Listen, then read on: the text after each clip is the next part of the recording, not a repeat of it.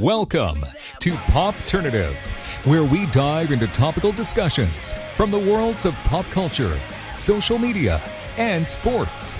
Here is your host, Peter Remoliotis, aka PD Beats. Hello and welcome to the Popternative podcast, the podcast and talk show where we have digital discussions in the worlds of TV, film, pop culture, news, music, lifestyle, everything really depending on the guest. We talk about it all. As always, I'm your host, Peter Remoliotis. On social media, you know me as PD Beats. My guest is an actor. He is currently working on what is called the first live interactive pantomime for Cinderella, put out by Panto Live. You also recognize him as Percy Weasley in the Harry Potter movies. Chris Rankin is with us. Chris, welcome to Popternative, man. It's a great pleasure to be here. Thanks for having me. No problem. I mean, we talked about before. I mean, I said panto like a lot in that sentence. To pantomime is a virtual pantomime by pantomime. Pantomime, yes. Pretty much. So, I mean, for people that kind of check it out, it's exciting. Talk a little bit about what exactly this project is. How did this project come to be for you? And this is kind of like never seen before. This is like an interactive kind of live play, essentially. Well, yeah, that's exactly what it is. I mean, I'll give you a very brief potted history. Pantomime, for those who don't know, outside the UK, it's a very British thing, pantomime. But it's essentially a family musical that's always shown in the theatres around Christmas time, usually based around one of the fairy tales we know really well, usually a Disney one, or one of the ones that Disney have since done. So like Cinderella, Beauty and the Beast, Snow White, Sleeping Beauty, but also Jack and the Beanstalk, those kinds of things, you know, the sort of standard fairy tale, good beats evil, beautiful princess marries handsome prince, that kind of stuff. But what makes it unique is that it involves an awful lot of audience participation. There's a lot of traditions that go around it where the audience are involved with the action. It's comic, it's fun, it's silly, and it's such a wonderful part of our kind of theatre history and our Christmas tradition here in the UK. Obviously, this year, being 2020, we haven't had a theatre open really properly since March. And we were all hoping we would be back in the theatres in time for Christmas. That hasn't happened for the majority of the UK.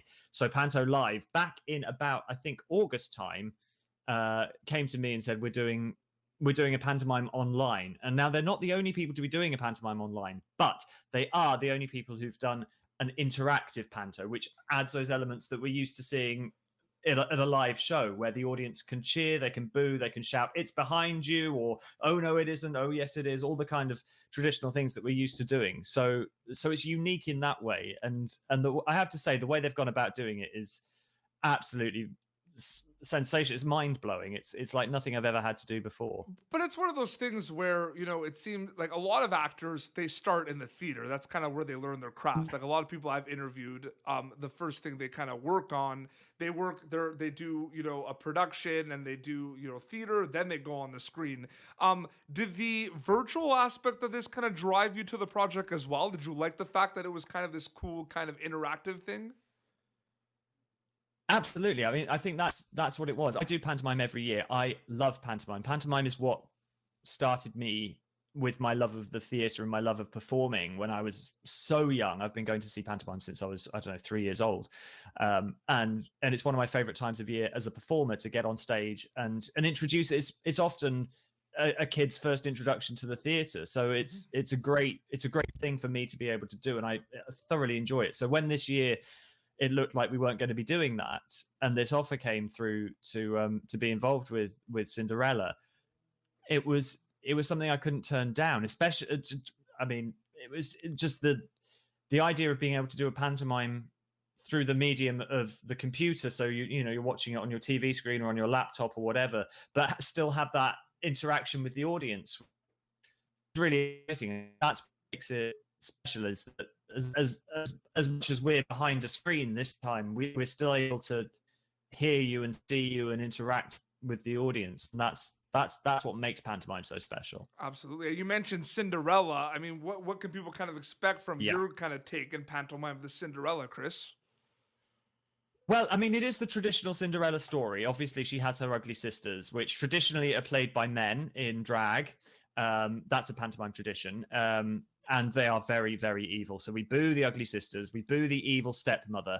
I play Cinderella's fairy godfather, which is a little bit of a change from the original. You know, it's usually a fairy godmother, but in this case, it's fairy godfather, and I bring a little bit of, well, without pun absolutely intended, I bring a little bit of magic along with me to get Cinderella to the ball. But yeah, it's very much a Cinderella storyline that anybody who's read the books, you know, known the fairy tale as a kid, seen the Disney film, they'll know exactly what's going on. But of course, it's all mixed in with pop music as well, and songs from musicals, and there's a lot. There's a lot going on. There's a lot going on. It's a full blown musical production. Yeah, it's great. It's really exciting. Absolutely. Now, a lot of people are gonna also recognize you and know you from, of course, the Harry Potter films. You played the older Weasley brother. Everybody's seventh favorite Weasley child. Yeah. I mean, just kind of a simple question. I mean, what's interesting is you were in multiple Harry Potter movies. It's one thing to be kind of in one of them. You're in multiple. What was that like, just being part of a groundbreaking, enormous franchise like the Harry Potter films, Chris? I mean, it's an incredibly humbling experience, and it's been 20 years. Terrifyingly, it's been 20 years since we started filming them, and it was 19 years a couple of weeks ago that the first film came out in the cinemas.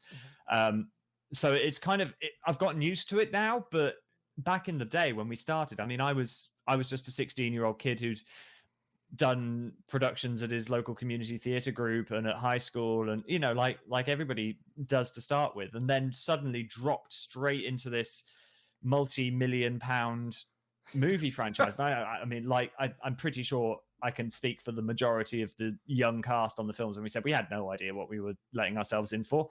And I certainly, if you'd asked me 20 years ago if I thought I'd still be here talking about it 20 years later, I don't think I would, but here we are, and it's amazing that it's still doing so well. The books were a really big deal. Like, I remember like when the books came out, because like sometimes you never know, right? Like, there's something based on it, you put it out, but like, I mean, maybe people didn't realize like how massive the brand actually became because of the movies, but the book was massive. Like, everyone was talking about the books. Sure. I mean, I remember even before I was involved in the films, I remember going to the midnight release at the bookstore and picking up my copy of Goblet of Fire. I think was the first one that did that. That's my favorite Harry Potter movie, by the way, just because I'm a sports guy. I love like the cup. That's my favorite one. I'm sorry.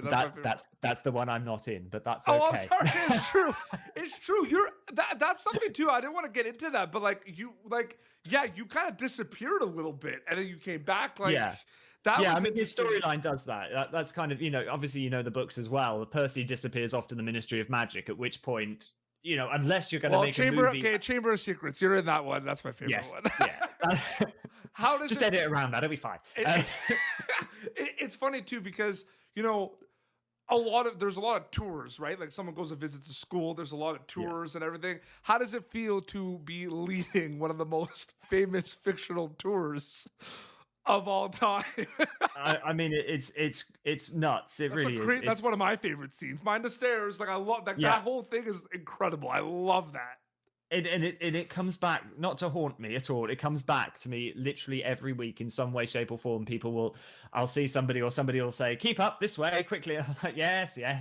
Mind the staircases. They like to change. We know, but it's great. I mean, it's wonderful that, like I said, 20 years later, people still quote those lines to me. I mean, I'm pushing 30. I'm 37 now, for goodness sake. It's you know, I'm no longer a school prefect, but it's nice that it's remembered so fondly. One of my favorite kind of scenes. You have a lot of really cool scenes. There's a scene too where Ron and Harry kind of do a potion. They eat something and they become Crabbe and Goyle. The polyjuice, I enjoy that one too. You're just like, that's such a good scene. There's a fantastic line in that scene that Tom Felton, who plays Draco Malfoy, comes out with, where he spots that one of the polyjuice guys is wearing glasses. He says, "Why are you wearing glasses?" And he panics and goes, "For reading." And literally on the spot, Tom Felton, like this 11-year-old kid, just went, "Didn't know you could read." And it's one of the best lines in the film. That was such a fun little scene to film. It's amazing. Getting back also to the pantomime stuff, I mean, what have you kind of learned from that too? Because I feel like that kind of production and what it is, even let alone like just like the virtual one, just kind of that production, because the musical, we said a lot's going on. What do you think people like story? Because I call you guys storytellers. Like, that's what you do, right? You're like a storyteller, right? What could people kind of benefit in terms of learning experiences from being part of a pantomime, Chris? Pantomime it's full on Yeah. for a start. I mean, it is essentially it's a full scale musical production with a big, usually star cast. You know, a commercial pantomime in the UK has somebody from a TV show, from a film, from something you will recognize them from. Absolutely. And like it's essentially a West End show, a Broadway show that's being put on for 6 or 7 weeks at the most, Wow. and it's put on, it's rehearsed and put together in 2 weeks maximum. And that in itself is a baptism of fire. When you think Broadway show, West End, or whatever, you're talking 3 or 4 months of rehearsals. We put that together in 2 weeks. It is full out singing, dancing, acting, and you have to know what you're doing. You have to stay on your toes because of the audience participation element. Yeah. Every single show is different. Every single show, you don't know what you're going to get from an audience. You'll always like get off the some cuff, sarcastic too. You dad have in the to- front yeah, row. exactly. Yeah. There's always a dad in the front row who doesn't want to be there, who's being dragged along and is missing the football, wants to be in front of the telly with his feet up and a beer, and you know, he's there because the kids want to go and it's good for the family. And he's always got some sarcastic comment. But if you find one of those little nuggets of gold, you can make each show unique to that audience, and that's what's really special about it. And it's such a learning curve. You have to be so Quick. like, I mean, not that you ever switch off when you're doing a play or a musical or anything else. You don't ever switch off. But in pantomime, because you just don't know what's going to come next from an audience or from one of your friends on stage who's thought of a good joke that they're just going to squeeze in that you weren't expecting. It's a lot of fun. But I feel like that's kind of like, if someone likes improv, I feel like that's kind of like, that's an unbelievable kind of opportunity there, like off the spot. Like, because there are people that crave and they love like off the cuff and stuff like that. So it sounds like that's right down their alley if they like that. Oh yeah, completely. I mean, it's a skill in itself. I think pantomime, completely separately to anything else, because it's like I said, essentially it's a full scale musical, but with this element of kind of anything can happen at the same time. So there's a science and a skill involved in knowing when you can move away from the important stuff and have a little bit of fun, and then how you get back to telling the story, because you are telling a story at the end of the day. And you know, Cinderella has to have the right shoe fitting it and meet Prince Charming, and otherwise you'll be there all night. No, absolutely. That's no good. I remember we went on this like retreat with my elementary school a long time ago, and it was kind of one of those things, like we did a lot of team building and everything, and we actually put on a play, and the play was kind of like, it kind of reminds me of what you're talking about, a pantomime, where like we were kind of like, it was a script and everything, but we kind of all had, everyone was kind of like dealing with certain things. So you had someone who was always kind of going off topic, you know what I mean? So you'd basically be doing the play, and then it would be like, okay, break, and then that person would go on like a tangent. So like, like that stuff is a lot of fun. Like, so it sounds like it's an exciting opportunity for the cast and crew of this, and you guys seem really excited about it. So we are, and do you know what? I think equally, because not only because it's a great show and it's a great script and they're a fabulous cast, but also most of us haven't had the opportunity to work the way we normally would this year. And for people who, I was going to say crave attention, but you know, we're storytellers, like you say. What I want to do more than anything is stand on a stage and entertain people. And this year especially, that has really been missing from my life, and I know a lot of us. So it was delightful just to be in a room with people who want to entertain and enjoy doing that. Absolutely. Well, Chris, thank you so much for coming on Popternative. I really appreciate it. Thank you so much for having me. Yeah, it's been great fun. No, absolutely. So plug away. I mean, like calm before the storm a little bit. I mean, it's like the pantomime could be checked out soon. Plug away where they can kind of check it out, and where can people follow you on social media to keep up to date with everything? Well, the Panto, let's start there. That's the important bit. The Panto is available at pantolive.com. There are performance times. I forget what they are, but we are on till Christmas Eve. When you purchase a ticket, you also get the ability to watch the show back at any time as a sort of on-demand service. Yeah. And I think through January, certainly into January. I can't remember the exact date off the top of my head, but I'm pretty sure it's all the way through January. Absolutely. It's a great show. It's a great cast. We've got West End stars there. We've got people from people from television, from film. It's an incredible group of people. And the technology behind it, I must say, that the backdrops, we film it all on green screen. We shoot on a green screen, and the scenes, the set if you will, is all designed through Unreal Engine, which is the same technology they use for things like the Mandalorian and its Industrial Light and Magic. So it looks stunning. The music's amazing. It's a great show, and it's such good value for money. So pantolive.com for that. If you liked listening to me rabbiting on for the last 15, 20 minutes, whatever this is, then I'm available Twitter, Chris Rankin, on Instagram at CW Rankin, and on Facebook. Basically, if you look up Chris Rankin and it's got a blue tick, that's me. That's you. Absolutely. I'm far too disorganized to have the same handles on everything, but you'll find me. I'm that ginger bloke from Harry Potter. Well, basically. thank you. Thank you so much for doing this. Good luck with the pantomime. It's exciting. So Thank you. I wish you all the best. And thank you so much for coming on the show. Thank you so much for having me. Absolutely. Well, this has been Popternative. YouTube.com/Popternative for previous episodes. Until next time, this is Chris Rankin and PD Beats signing off.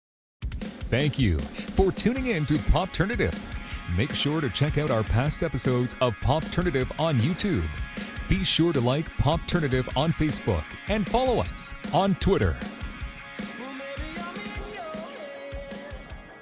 This has been an Autograph Communications production.